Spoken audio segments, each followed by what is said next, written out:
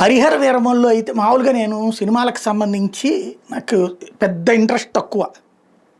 Maximum ఏదైనా OTT ప్లాట్ఫారాల్లో కూడా 2:30 గంటల సినిమాని ఒక 10-15 నిమిషాల్లో చూసేస్తా. ఏదో బాగా క్రిటికల్గా ఉండే టోటల్గా చూసిన సినిమాలు ఏడాది మొత్తం మీద ఓ రెండో మూడో అది కూడా ఓటీటీలోనే ఉంటాయి. థియేటర్కి వెళ్ళి చూసి చాలా రోజులు అయిపోయింది, దాదాపు ఏడాదిన్నో 2 ఏళ్ళు అయిపోతున్నట్టుంది, చాలా రోజులు అయిపోయింది. చాలా రోజుల తర్వాత ఓ సినిమా ఖచ్చితంగా వెళ్ళాలి అనిపిస్తున్నటువంటిది మాత్రం హరిహర వీరమల్లు.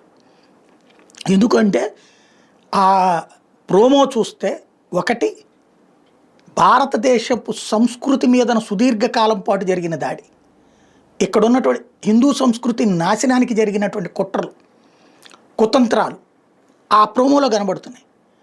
అలాంటప్పుడు ఎదిరించి నిలబడినటువంటి పోరాట యోధుల చరిత్రని మన పుస్తకాల్లో రాయలేదు, తొక్కి పడేశారు. ఇప్పుడు అట్లాంటి చరిత్రలో నుంచి ఒక పాయింట్ని లేదా ఇన్స్పిరేషనల్ హిందూస్కి ఒక పాయింట్ని టచ్ చేసినట్టు కనబడుతుంది. ఏదైతే దేశాన్ని నాశనం చేయాలని కుట్రలు పన్నే వాళ్ళని పోరాడగలిగినటువంటి యోధుడిగా పవన్ కళ్యాణ్ లుక్కు అద్భుతంగా ఉంది, ఆ టేకింగ్ సూపర్గా ఉంది, ఆ వీడియోగ్రఫీ చాలా బాగుంది, ఆ మ్యూజిక్ దగ్గర నుంచి బ్యాక్గ్రౌండ్ దాకా అంతా అద్భుతంగా కనబడుతుంది. పవన్ కళ్యాణ్ మా డైలాగుల డెలివరీ ఇక అసలు పిచ్చి ఎక్కిచ్చేస్తుంది.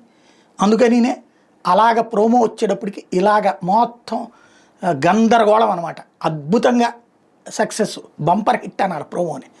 ఖచ్చితంగా ఫస్ట్ రోజున చూడాల్సింది, థియేటర్లకే వెళ్ళి చూడాల్సిన సినిమాగా కనబడుతుంది ఇది. అది ఓ రకంగా ఆవురావురుమంటున్నటువంటి పవన్ అభిమానులకి ఏదో అప్పుడు వకీల్ సాబ్ తర్వాత సినిమాలకు సంబంధించి ఇంత గ్యాప్ రావడం, ఇవి రాజకీయాల తర్వాత ఈ వీటిట్లోనే ఉండేటటువంటి పరిస్థితుల్లో సినిమాలు గ్యాప్ రావడం, ఈ టైంలో అసలు ఆ ప్రోమో చూస్తుంటేనే అర్జెంటుగా వెళ్ళి సినిమా చూసేయాలన్నంతటి ఫీల్ కలుగుతుంది. ఓ రకంగా పవన్ అభిమానులకి ఫుల్ సంతోషాన్ని ఇచ్చారని చెప్పాలి.